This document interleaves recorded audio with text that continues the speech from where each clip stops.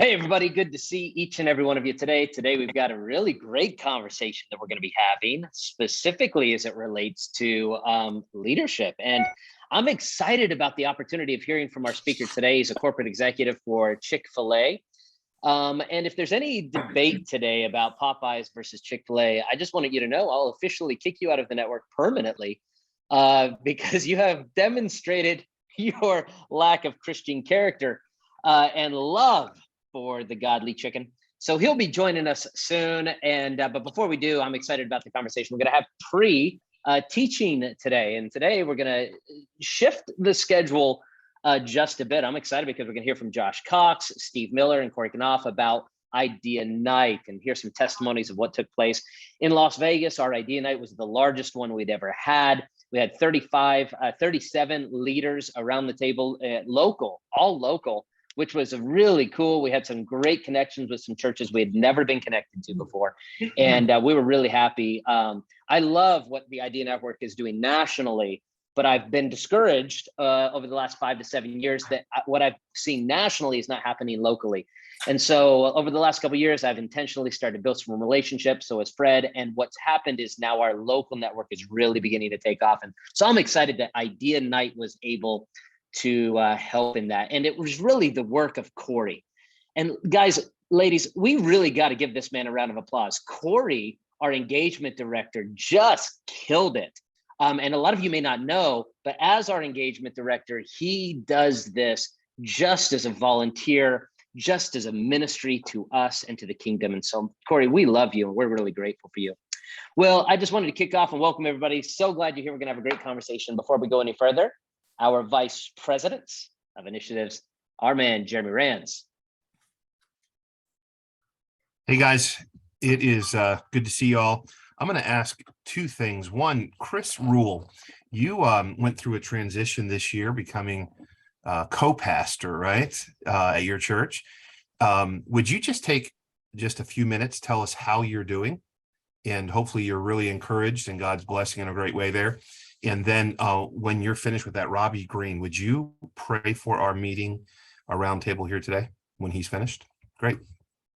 Well, my co-pastor, the beard, Dale Curdy, is away on vacation. Otherwise, he would absolutely be here. It's also very easy to co-pastor with somebody like a Dale Curdy, probably one of the most humble people that I've ever met in my life. I was smiling as I was listening to the Idea Network podcast with Josh and Fred, talking about being pastors very similar to a marriage. And that's definitely how I feel many times with Dale in a different way. And so we're doing very well. The Lord is definitely blessing. We have a lot of visitors, definitely moving forward as a church and learning how to properly co-pastor. I know it's not for everybody, but it's definitely been very fun to learn and to grow in that area. So yeah. We're doing well. That's exciting. But what the Lord's doing, happy for you. Let's go to the Lord in prayer at this time and begin today. Lord, we thank you so much that we can gather as a group of leaders here and meet and learn and grow. Lord, I thank you for what you're doing in not only the network, but all the churches that are represented by the network. And Lord, I thank you for how you have used the network to invest in us as leaders and to help equip us to serve you better. And so Lord, I pray that you would be with our time today. I pray that it would be profitable, that we would learn something new that we can use to be more effective in service for you. And Lord, I do thank you again for each person that's here in attendance. I know it is a commitment of time to be here each week, but I thank you for those that make that commitment of time and are able to join us each week. So guide this time and this hour in Jesus' name, amen. Amen. Thank you, Robbie. Thank you guys for coming and being a part of our virtual roundtable today. I'm excited for what we have in store for you. Before we go any further, I want to see who attended an Idea Night last Tuesday night. Raise your hand virtually or on your screen. Yeah, let me see your hands. Most of you attended an Idea Night. What I want to do is I want to hear some of the feedback from those of you that were able to attend one at your site. I want to hear from you. If you want to say something, just something you got out of it, something you learned from it, a benefit from being at the Idea Night, I want to hear from you. But first, I want to go to Corey Knopf. It was already mentioned that Corey was really the point person behind the Idea Night being a success. And so I just want to hear a little bit of his feedback on that. And so, Corey, if you want to tell us kind of your perspective, and then anyone else that wants to jump in, we've got a few minutes before our speaker gets here, and I want to give you time to do that. Corey, tell us your perspective of Idea Night, which is probably a little bit different than all of ours. Yeah, so thanks for that, Jason. I appreciate it, and I appreciate many of you hosted, and you were great to work with, and I really appreciate that. You all were very gracious with me, being my first time doing one. I told Kylie that I have now ran an Idea Night and I've never even attended one. Wasn't going to say that beforehand because I might have scared some of you, but it's just kind of funny how it worked out because I wanted to be here ready to answer questions and texts. And we had some things right up to the last minute. But you know what? It really worked out really well. I think we ended with 30 hosts and I believe we had just over 400 people in attendance. We actually have one going on tonight. We worked with Dennis Fountain and Dennis Wilkening. They still have one going on this evening. Just the way the schedule fell. So be in prayer for that. I appreciate that. But it went really well. Really appreciate everyone's feedback. I really appreciate the gracious, kind spirit. And I appreciate the team that I got to work with, especially Kylie really spearheading the thing. And then Courtney Winters and Caleb Yoder. Those two were amazing. I absolutely could not have done it without them. So they really did a ton of work. So honor to whom honor is due right there. And I just appreciate the opportunity. Awesome. Any of you that attended an Idea Night, just want to give us your thoughts on what your experience was, what you took away from it. Anybody want to jump in and just give us a minute or two breakdown of what it was like for you last Tuesday? Don't all speak at once because it's tough to get. Yeah, go ahead, Robbie. It was great for us. We had our second largest crowd. We didn't quite have as many, but we were just right at the most, almost the most that we've had. But what was exciting for us, we had more new local pastors in attendance this year than we've had any other year. And so that was a great thing. It's so great. I'm about to get emotional and choke up here. But my apologies. Anyway, it was a phenomenal night, great time to network, and was a blessing for our church to be able to host. That's awesome. That's a big commitment, Robbie, because Robbie is hosting the Idea Summit here in a few months, which is our next major event from the network. So Robbie, I appreciate you sharing that. Who else wants to jump in and share about Idea Night?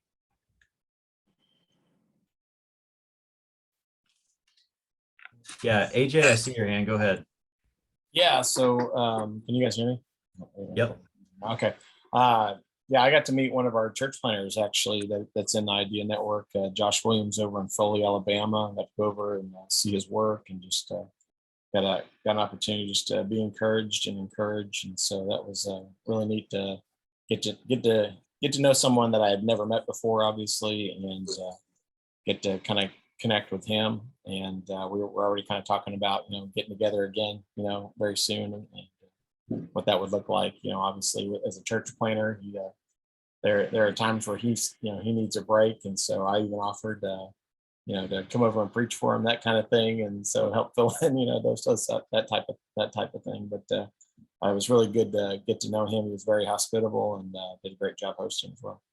That's awesome. That's really good. Thanks, AJ. I appreciate you sharing that. Who else wants to say something about their experience, Idea Night?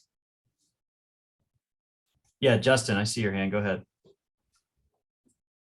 I actually went to the other one in the Metroplex. It was a new church that was just having a new church to have an Idea Night, Hallmark Baptist in Fort Worth. Very interesting. I think I was the only one there that had been to an Idea Day or anything other than an Idea Night. And only one other person I think had actually been to an Idea Night. So most of, and I want to say there were probably 8 or 9 different pastors represented So that was kind of neat. It was very interesting to hear the different perspectives from a lot of people who are, this is their initial exposure to anything like that. And hearing their take. There were probably about 3 or 4 different denominations represented, and a lot of different viewpoints that were kind of given. So as far as idea nights go, what made it nice is it wasn't vanilla at all. It was very diverse in ideas and thoughts on everything, and so that made it a little extra special. So I don't think he's in here, but Hallmark Baptist Fort Worth, you guys did a great job. Awesome. Yeah, good to hear. Good experience there for Justin. Who else wants to jump in? Hey, Jason. Yeah. We hosted for the first time here at Crosspoint, and it was a great time. Had a small group, but Larry Gatlin came, and that just made the night. It was just great to get to have that time with him, and a few others from the area. I had a church planter from Tijuana that drove up, and just a great time of fellowship and encouragement, networking, connecting, and then had a local pastor from Pasadena here that some of his church is kind of giving him some fits, and we were able to listen to some of the things he's going through and try to be an encouragement to him. So I feel like it was a great night, and I appreciated the opportunity. That's really awesome. Hey, Tijuana, that's full blown international. So that's really awesome to hear that we had that far of a reach, even though it's just a couple miles south of the border there. Somebody else was going to jump in and say something. Yeah. Hey, Jason. So we had a really cool story out of Idea Night here in Fredericksburg, Virginia. We invited some potential ministry leaders from our local church, and last minute, one of our potential ministry leaders sent me a text and said, "Hey, do you mind if I invite my dad?" And we were like, "Sure, yeah, bring him." And so he came and sat in, and at the end of the night, he told Tim, he said, "Hey, this really motivated me to be our men's ministry leader." He was like, "We got some area of opportunity there, and I really want to get involved to get plugged in and help lead that area." So it was like just an invitation. Yeah. This minute turned into a ministry leader potentially for us. So it was really cool. That's awesome. Yeah, thanks for sharing that. Yeah, Fredericksburg, that was a good site for us. Who else wants to share something from Idea Night? Josh, you talked about international, and I wasn't planning on sharing this, but I know we have a couple minutes before our speaker, so I'll share it. I won't give names because of the sensitivity of it, but we have an international individual who pastors in the Far East. And somebody's on speakerphone here. Somebody's jumping in.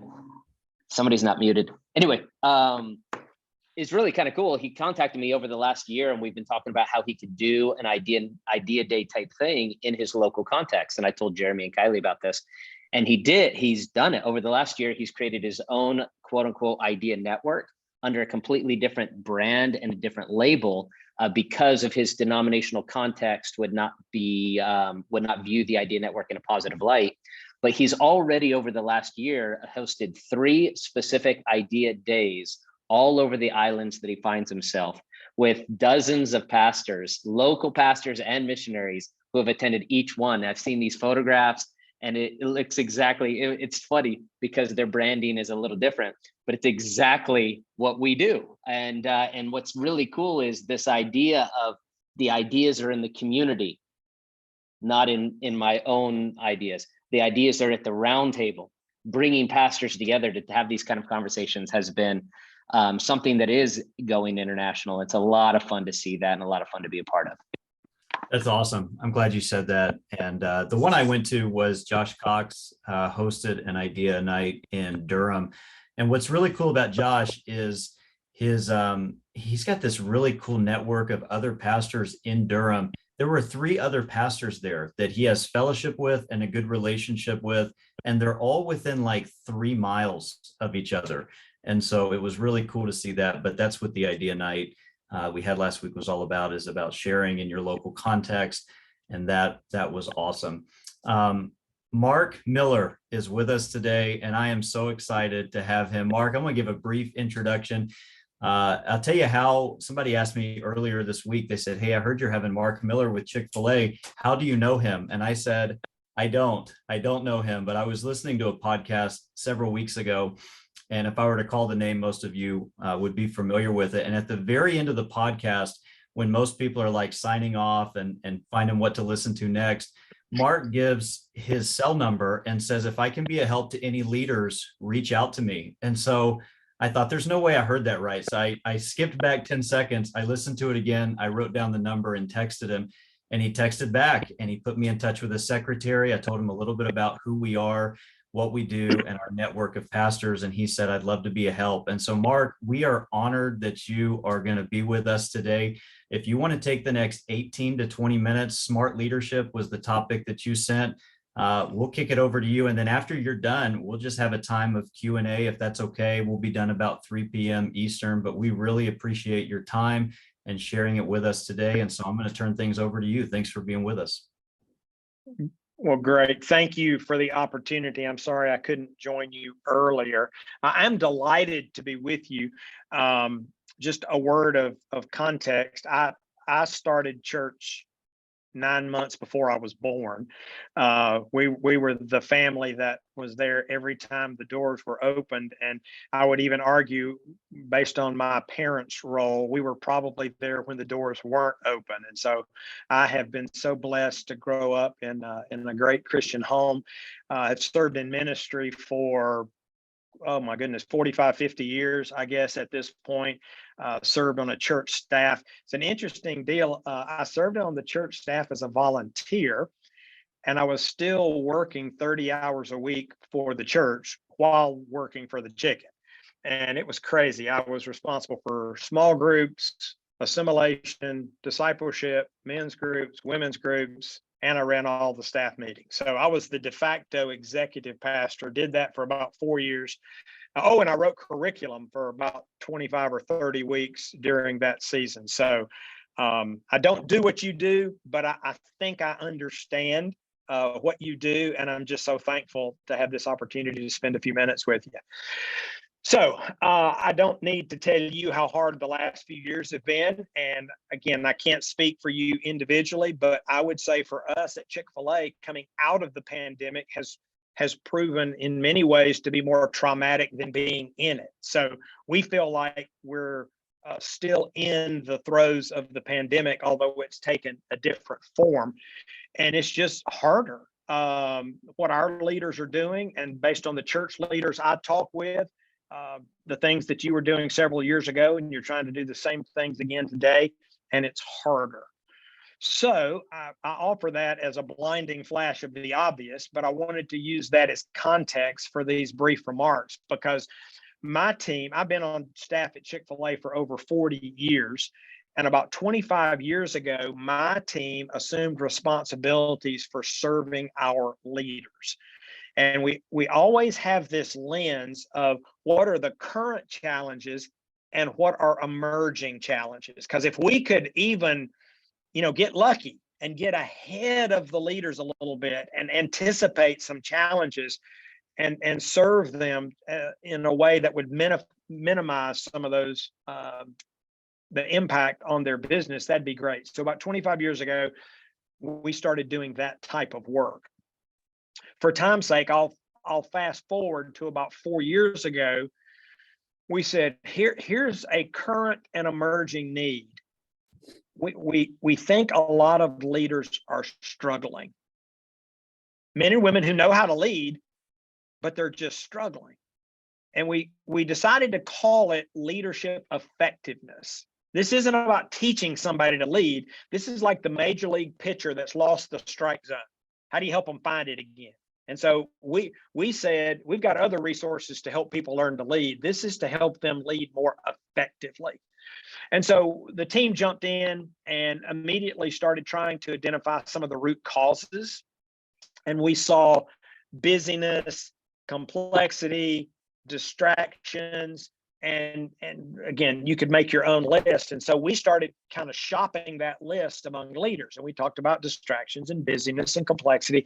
And I remember the first leader I talked to said, I understand all that, but those aren't my problems. I said, okay, so what are your problems? He said, fear, fatigue, aimlessness. And he said, if I'm honest, success. Because the way we define problem in this context is, what is it that's keeping you from leading to your full potential? And he said, yeah, I have to include success on that list, because when something's working, I'm scared to mess with it. I'm scared to change. I know there might be more out there, but there's a risk reward calculation going on in his head. And so we took all of that and more, and we lumped it in this one big category. We called it quicksand. And that's the metaphor that we use. We're saying we want to try to help leaders deal with the quicksand. And I would quickly say that for each of us individually, we may have a different mix. There, some of our quicksand is predominantly one of those things I just mentioned. For others, it's another. And some of us just have a boatload of all that stuff. Those things that are impeding our effectiveness, and in turn, impeding the effectiveness of whatever it is we're trying to lead.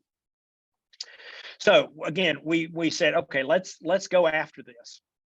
Well, this was a multi-year, multi-million-dollar research project. And when we got into it, what we realized is that when leaders find themselves in quicksand, there are really only three options. The first, which is the predominant option, is you just swim in it.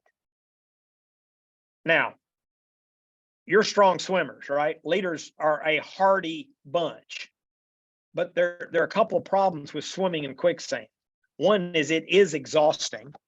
And two, you just don't get the return for your effort. I mean, you know the strokes, you know how to breathe, you know how to kick. And sometimes we get in quicksand, and that is, I would almost argue, a reflex. It's like, well, what do you do when you're in quicksand? Well, you keep swimming. You keep swimming. Yeah, that's not sustainable, which leads to the second option. A lot of leaders, when they get in quicksand, they just quit or they die. Now, they may not physically die, but their hopes and dreams and aspirations are extinguished. And perhaps they get to that place after they've tried to swim, and they just can't do it anymore, and they give up. So we don't like either one of those options. So the third option, we discovered some leaders that actually were able to escape the quicksand. Now, one of two things. Some leaders seem to have never been in it because they've become so good at staying out of it. But then there's another set of leaders, they do get in it from time to time, but they get out quickly. And so we shifted our focus not on what are the causes, but we said, let's study the leaders who've been able to consistently stay out or get out of the quicksand. And so I'll give you, again, a high level overview of what we discovered, and then we'll go a little deeper in the question time if that would serve you. So think back to the Indiana Jones movie. I'm just trying to judge by the demographics, which is hard for me to do on a Zoom call, but I'm looking around, and I think take this the right way, folks. I think you're old enough to know what I'm about to explain to you. I tried this with a bunch of young people, and nobody knew what I was talking about. So you've never done that, right? You've never shared an illustration and people looked at you and went, what does that mean? No, you've never done that. I see you shaking your hand up there, Josh. You've never done that. So remember the movie Indiana Jones and the Last Crusade. And that's where I lost them. They said, Indiana who? But most of you, I hope, if not, you can Google this later or ask a young person. I want to talk to you about the climactic scene in that movie. And if you saw it, you probably already know what I'm going to talk about. But a quick review of the story. So Indiana Jones is looking for the mythical Holy Grail, the cup that Christ supposedly drank from at the Last Supper. And as legend has it, anyone who drinks of the cup will have eternal life. And so he's looking for it. That's the movie, right? And so as you approach the end of the movie, he enters a cave and there are scores of cups. Oh, and there's a knight who has been guarding the cups for 700 years, which gives a little bit of credence to the drink of the cup and you'll never die. But that's not the point of the story. So he's there with all these cups. Oh, and I didn't mention, there's also a bad guy who's looking for the cup. And while Indiana is surveying all of his choices, the bad guy comes in. And under duress, Indiana has to give him the option to make the choice. So, little rigmarole, he gets some help from one of his comrades, and he takes a cup. He takes a sip from the cup, and you know what happened. I think it's where the term mortal meltdown comes from, right? He just he was just gone. It was cinematic magic there in the moment. And the knight issued the now famous line, "He chose poorly." He chose poorly. Now, Indiana has the same choice to make. He chooses a very simple cup. It looks to be hand hewn, no bling, no gem, no gold, no glitter and gold. That's no precious stones. That's what the other guy went for. He went for the simple cup. And the knight says, "You have chosen wisely." Well, that was our big takeaway from this research, is that it's ultimately our choices that are going to get us out of the quicksand. It's not our skills.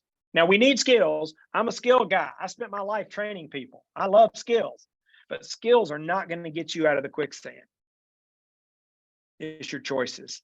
They give you agency. They give you opportunity.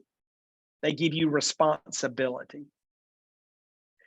And the good news for me, because I sell chicken for a living, right? If it's not simple, I'm pretty much in trouble. And the good news is there are only 4 choices.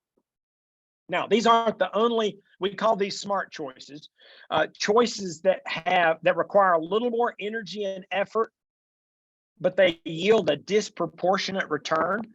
And these are not the only smart choices that you and I will be confronted with in our life as the leader, or in our life more broadly.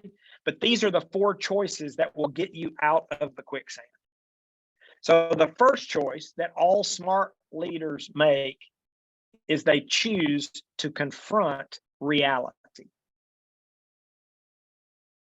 in all areas: their life, their fitness, their family, their faith, their team, their leadership. See, it's only when we're grounded in truth can we lead from a position of strength. Smart leaders choose to confront reality. Now, these 4 choices, some of you are going to ask this, so I'll save you the energy. You're going to say, which of the 4 choices is most important? I think they're all important. This is first among equals. If you're not grounded in truth, you'll never lead from a position of strength. If you're a lousy leader and you don't know that and own that, if your team's lousy and you don't know that and own that, if your health is out of control and you don't know that and own that, then the other choices, they become irrelevant. So that's, at this point, that's all I'm going to say about that. We can come back to it if you want to during the Q&A. The second smart choice is to grow capacity. Now, let me quickly say that when I talk about growing capacity to somebody in quicksand, they think I'm crazy. They say, if I had capacity, I wouldn't be in quicksand. Like, well, hang on. First of all, you got to choose to grow capacity. Well, how do you do that? Well, there are all kinds of strategies and tactics, right? Because that capacity can be with your time, like with and how you manage and steward your time, and how you use your calendar. That capacity can be your fitness and well-being. I know some leaders that know how to lead and they don't have the energy to lead because they're not stewarding their energy. So again, I know there are people with physical issues, and I got that, but most of the people who struggle with energy, it's not biological. It's stuff they're doing or not doing. They're not eating, they're not sleeping, they're not exercising, drinking enough water. Again, none of that's flashy, right?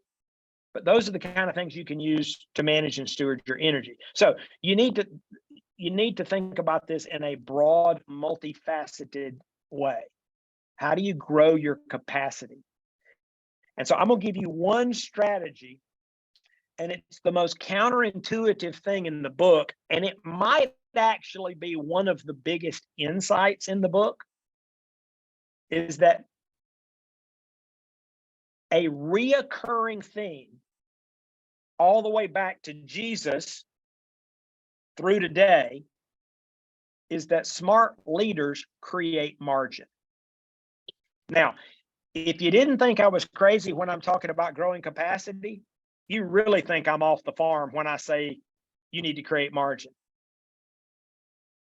It's like a drowning person and you say, hey, I've got a coupon for swimming lessons. They're going, I don't need swimming lessons right now. I need you to save me, right? Well, margin might just be the salvation that you need. It's fascinating. I had a leader tell me, I don't have time for a vacation. I said, I'm not talking about that. I'm not discussing that. I'm not debating that. I said, my question is, when do you purposefully have time set aside to reflect, to assess, to think, to create, and to plan? To reflect, to assess, to think, to create, and to plan. Margin is a leadership discipline. This guy didn't have anything to say. I mean, it's like, I don't really have time for any of that. I said, well, who's doing that if you're not? Reflect, assess, think, create, and plan. And by the way, if you're in quicksand, that's the first thing you need to reflect, assess, think, and create and plan around. Is you got to actually work on your own escape plan, right? Now, again, I know this is crazy. It's the craziest thing I'm going to say on this call, this whole margin idea. They just finished a 12-year study of CEOs. Now, I'm not a CEO. You're probably closer to a CEO than I am, but I know a bunch of CEOs, and it's a pretty big job. And I know what you do, and it's a pretty big job. It's like, how in the world, what could you learn from CEOs? Well, they studied their calendars for 12 years. And they found that they spent 28% of every work week alone. It's like, well, why would they do that? I said, they're reflecting, they're assessing, they're thinking, they're creating, and they're planning. And by the way, I'm not talking about sermon prep. That's a task you've got to do. And I know you're putting time on that. And let me quickly say, I'm not saying 28% is the answer. I'm not. I'm just saying, that's what CEOs are doing. So then I talked to a guy who became the president of a $10 billion company, got promoted into that role. And I said, tell me about that. He said, first thing I did is I doubled my alone time.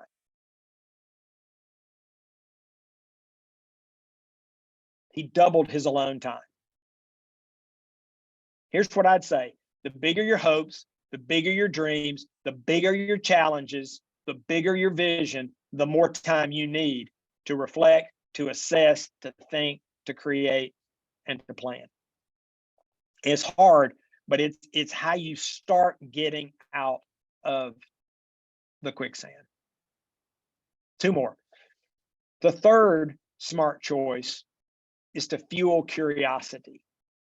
I've been asked over the decades if there's a leadership fountain of youth. And what I used to say is, I hope so, because I'm looking for it, right? I want to add value to my last breath. And now I can say there is absolutely a leadership fountain of youth, and it's curiosity and the lifelong learning that comes along with it. So just one tactic to consider. How many questions do you ask in a day?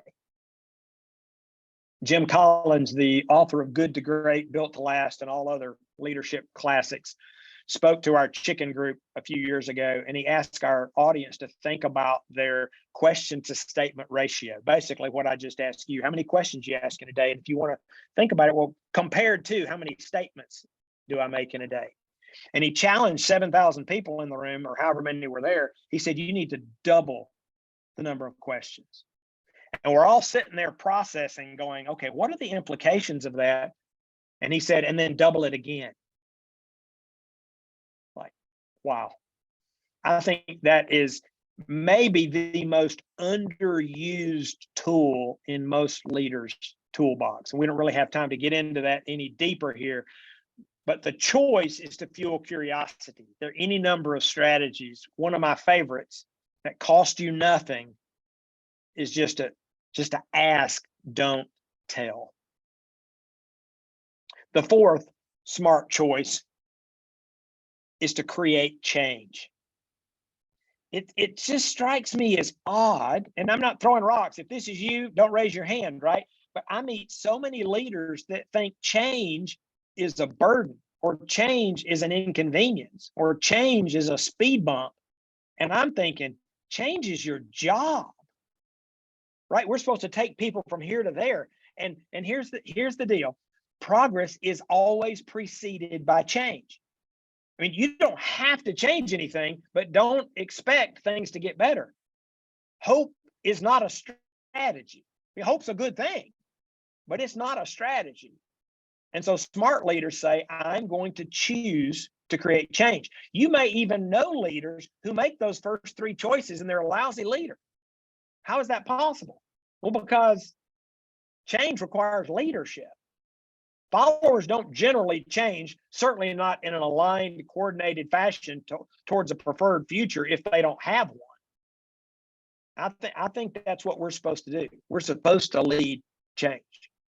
So with that, I'm going to stop. I think I did my 20 minutes. I'll take some questions, and then I'd love 2 minutes at the end to kind of wrap us up. So I'm going to leave that to you to help me with when you want to wrap up. Give me 2 more minutes. Is that good? That's perfect. Thank you, Mark. I appreciate that. Thanks for your time, and we'll make sure we give you 2 more minutes at the end. That was perfect on time. All right, guys, any questions that you've got for Mark, you can throw them in the chat. You can raise your hand digitally, or you can wave at me. And I'm not sure what kind of device he's on. If he can't see you, I can, and we can ask away. So any Q&A while we've got Mark with us. Who wants to start us off today?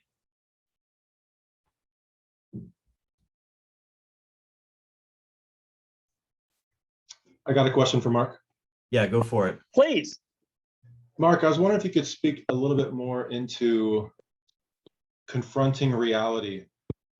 Reality, I think, can be an elusive thing, especially as a visionary. I was curious if you could add some comments to that. Yeah, so that is part of the tension, right? I mean, we're the architects of the future, and by definition, it does not exist. So there's a little bit of that unhingedness that some people see in us that is required for us to do our job, right? But I also think we have to keep that in check, right? I mean, there's a difference in a vision and total lunacy. Now, sometimes that line's hard to see. Sometimes that line's really hard to see.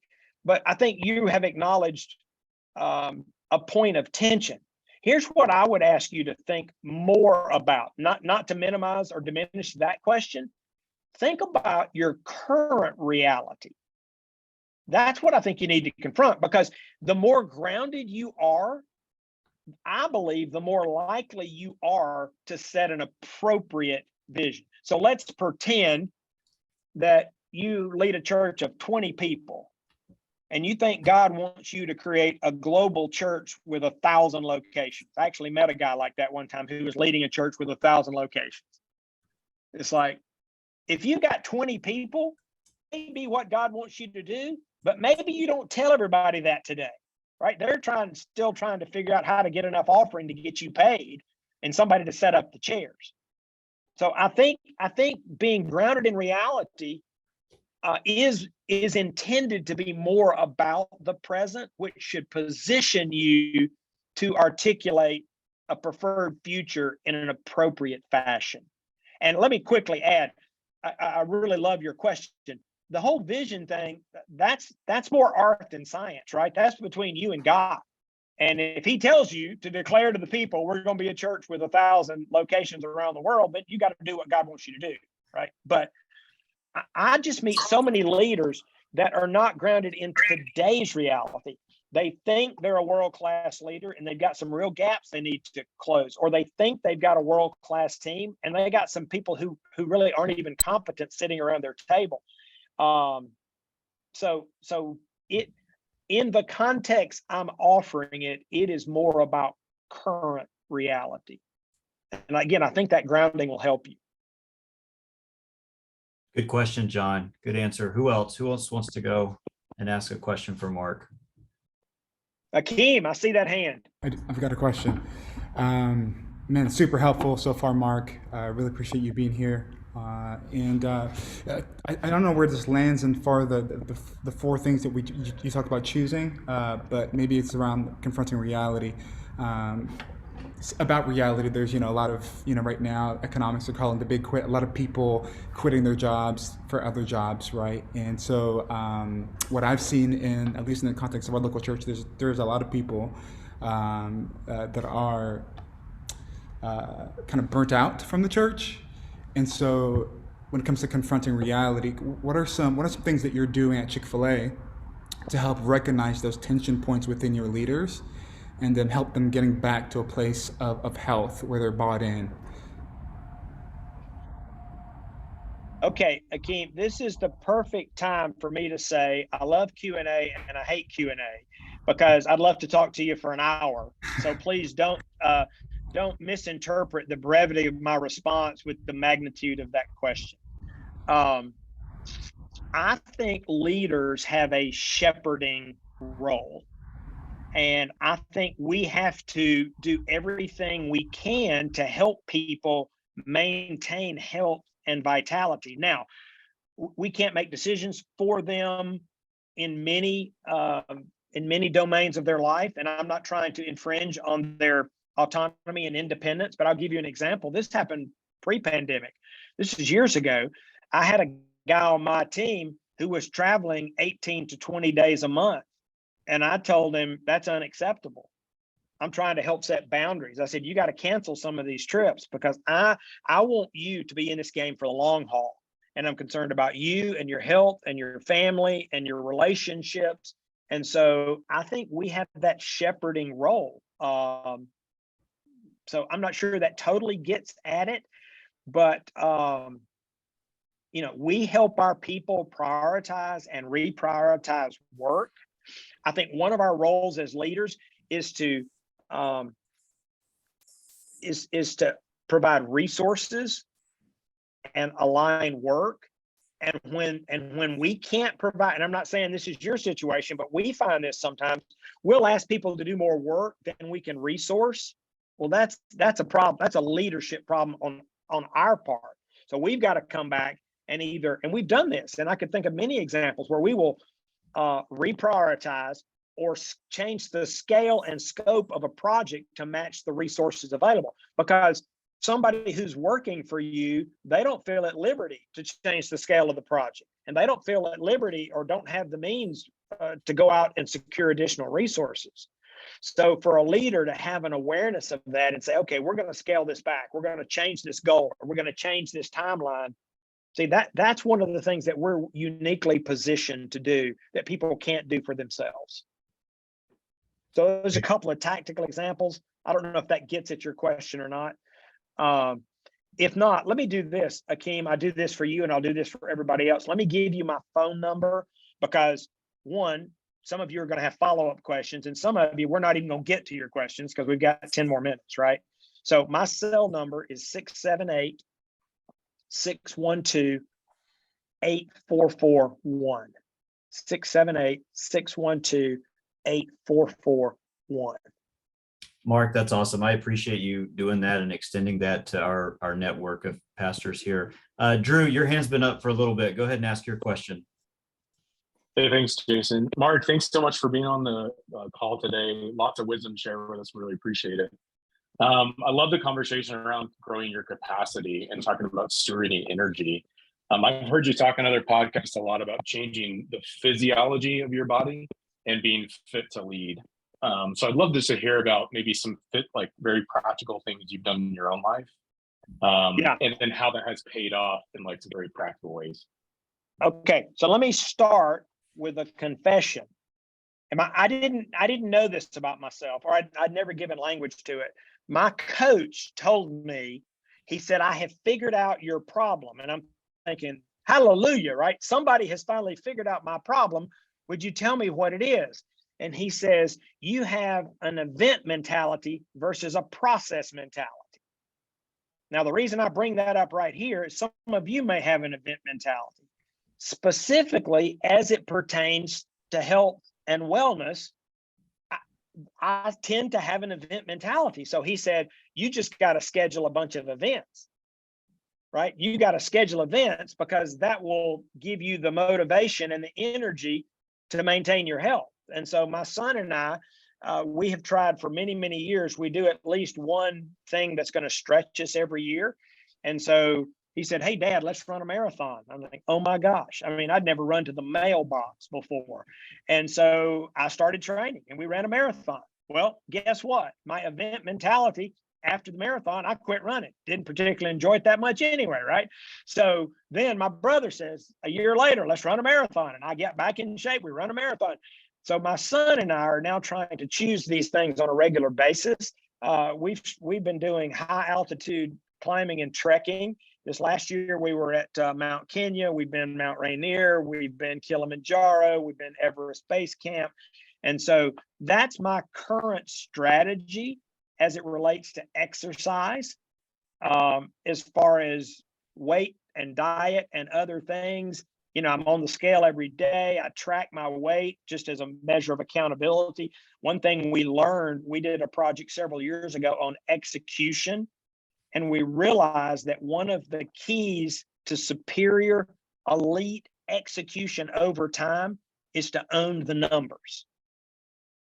Like anybody who's really good at something, they're tracking. And so those are a few of the more tactical things that I try to do for personal accountability, but I still have an event mentality. And my son and I were talking this week about what's our next adventure. And I will say this, it's just us here. I'm not sure if he's trying to keep me young or kill me, right? So his next one he wants to do is a 23,000 foot peak. And I said, man, I'm getting too old. The mountains are getting bigger as I'm getting older. So maybe if I'm with you again in the future, I can tell you if we did that 23,000 foot peak. I've already started thinking about one it. more. Let me give you one more. This ring it looks like a wedding ring. It is my de facto wedding ring, but it's called Oura, O-U-R-O,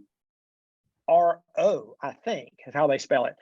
And it gives me a report every morning on my sleep. And I can track my resting heart rate, how much deep sleep, how much sleep I got. I started doing that because I need more sleep. And so that mechanism helps me get in bed earlier, helps me cut off the caffeine earlier because I've got the data. It's, you know, I get a readiness score every morning and I can probably pretty much tell you what it's going to be based on what I was doing last night and what time I went to bed and when I ate and what I drank. And so that's just another in that broader category of wellness. I'm just trying to do the stuff that'll help me finish well. You alluded to it already, Mark, but we've already decided we'd love to have you back here in a couple of months. We've already okay. We've already voted. Hey, let me ask you one quick question that's come into the chat a couple of times, and then we'll go to Josh's question. But one of the questions that came in twice was, what is the number one thing that you specifically do in your life to create margin? You gave some examples of things, but for you personally, what's something that you do that helps you to create margin with your schedule? Okay.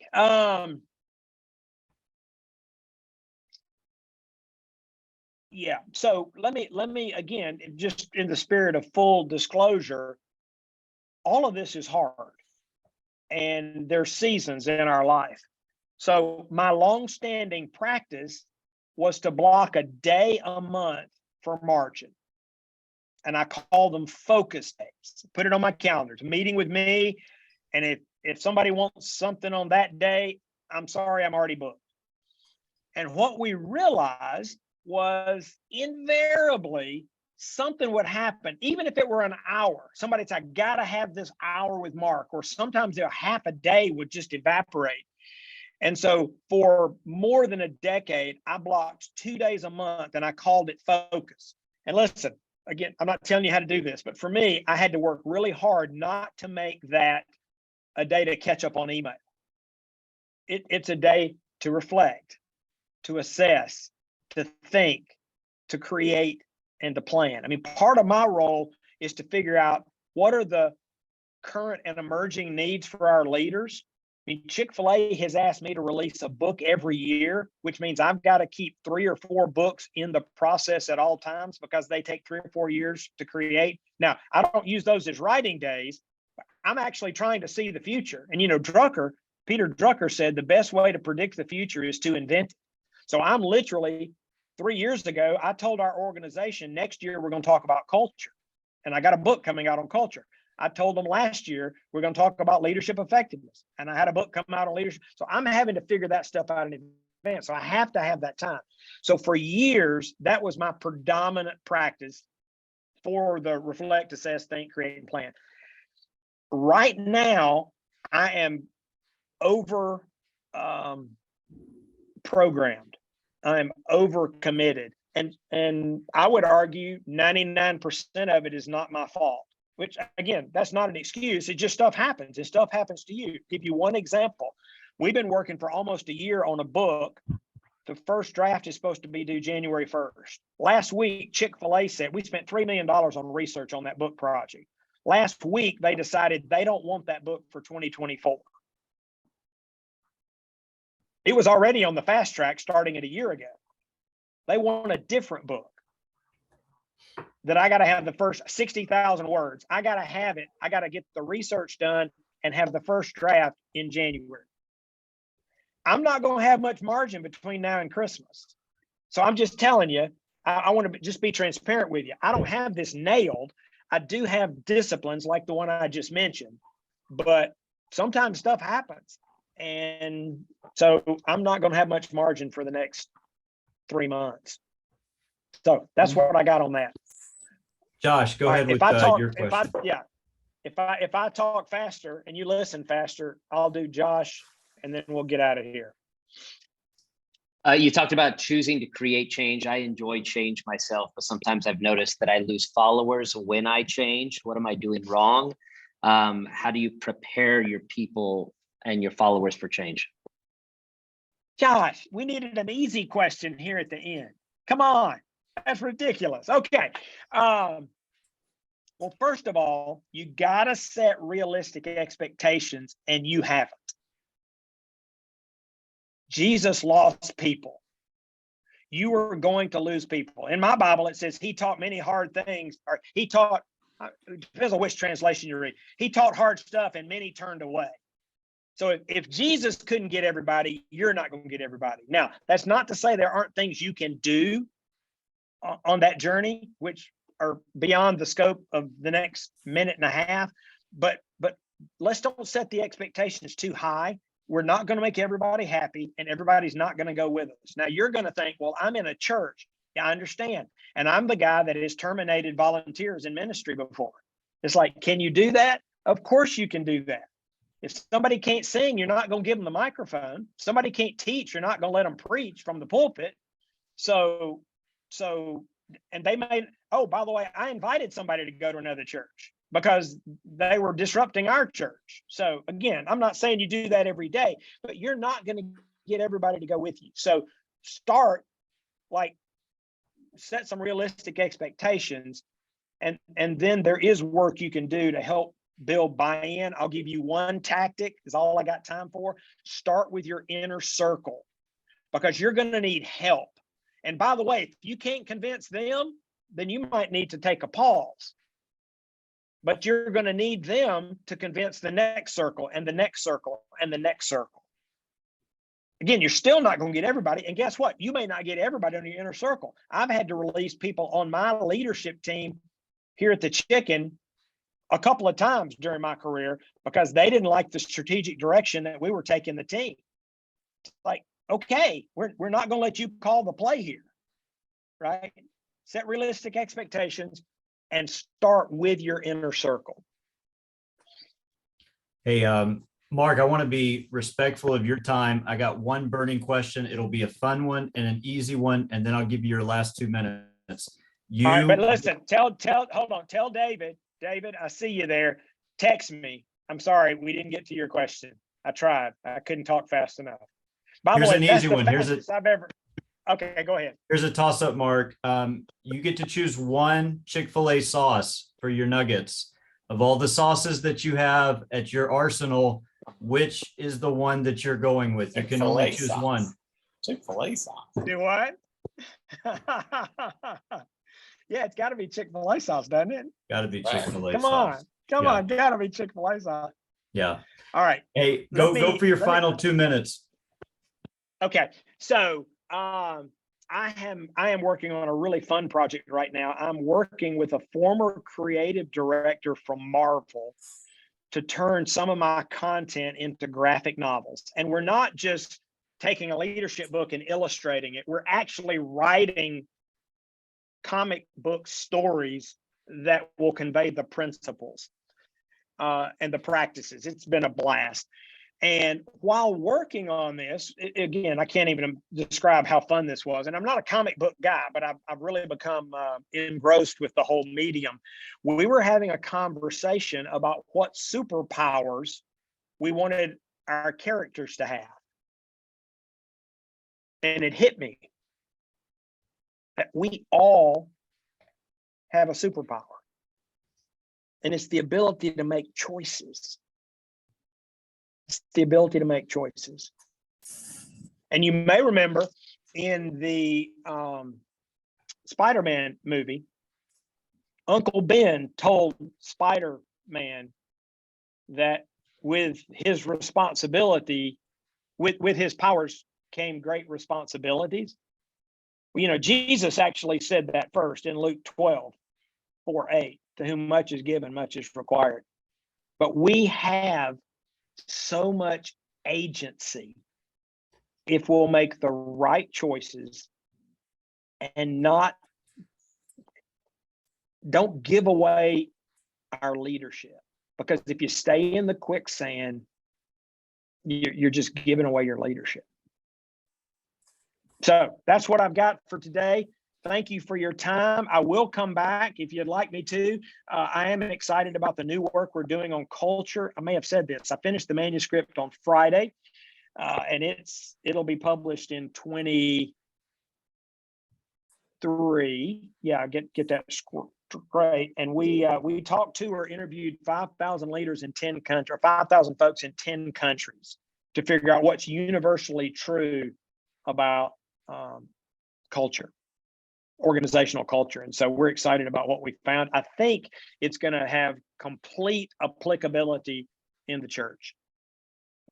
That's awesome. Mark, thank you so much for your time, for pouring into our Oh, leaders today. I got one more thing. I forgot this. I got one more thing. I've got a free smart leadership assessment if you want it. Text Be Smart, no space, to 66866. But it's an assessment that actually gives you a prescription based on how you score. Be Smart, 66866.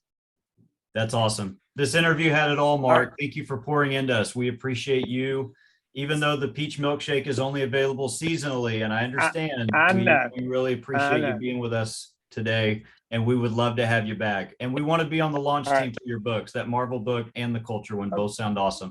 Mark, thanks for being here today. Thank you. Thanks for all you do.